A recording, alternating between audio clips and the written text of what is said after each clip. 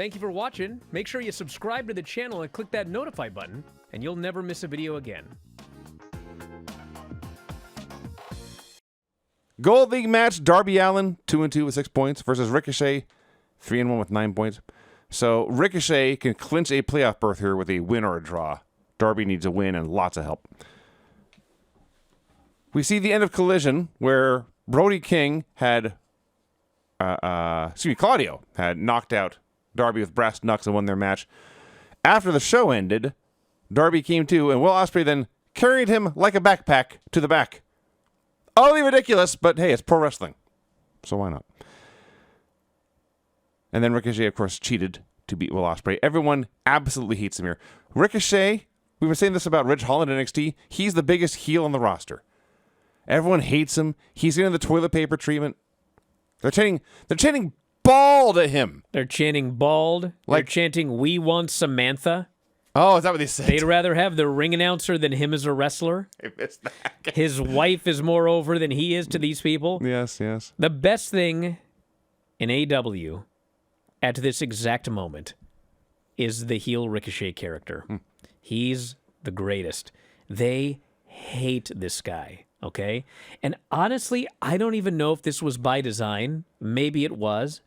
But they did that segment with the Hurt Business that made him look like a fucking geek. But he was going full heel. And so now he's like a full heel geek. Yeah. But, like, he's not embarrassed. No. He's like, he's playing it up, and it makes people more angry. And so on top of that, we have Darby versus Ricochet here. And they're having a great match, but the people are all over Ricochet. They're throwing toilet paper. He throws it back. The fans then chant, "Throw it back." So the guy throws it back, and then they cheer that guy for throwing the toilet paper back at him. They're totally into Darby, partially because they also hate Ricochet. And they're having this great match.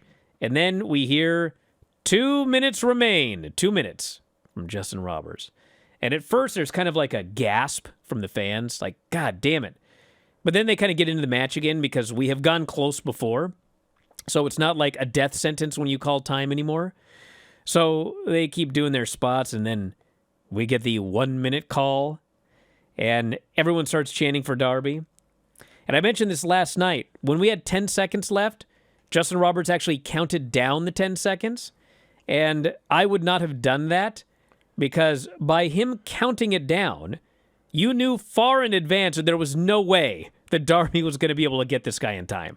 I mean, Justin Roberts is at 4 and Darby's still climbing the ropes. Right, right. So I would just give the 1 minute call, maybe give the 30-second call, but don't count down because it makes it too obvious what's going to happen. But anyway, the point is, time limit expires. Time limit draw. Darby hits the coffin drop. Well, 4 seconds too late, really. And but here's the thing. Yes. The time limit expires. And so, as a result of a draw, they announced that Ricochet has advanced to World's End. Yes. So like I said earlier, I don't know if this was by design, but this was genius. Because when he advanced to World's End on a draw, and he celebrates like he won the World Championship, or he won the Continental Classic, he is so happy. And he's celebrating. He did it! But he didn't! He got there on a draw. Now the fans are fucking furious at this geek. They hated this guy for advancing on a draw. And I thought, God damn, that was fucking perfect, dude. Yeah. That was perfect. No, the geek turn is definitely intentional. If you pay attention to what he wore week by week, yes. It got geekier and geekier. There's no doubt that's where... There may have been doubt at the time. In hindsight, there's no doubt that's what they planned on. And he gets this draw here, and with like 1 minute to go, Darby gets the death drop, but he's too beat up to make the cover. And he climbs up there, but he runs out of time and hits this move, but the clock expires. I thought this was a really, really good match. I did think, and they had to go 20 minutes, obviously, and I do think this particular match would have been better at like 12 or 15. There were some points where they're going long because they had to go 20 minutes, but... I don't know, man. I enjoyed this immensely. I thought this was great.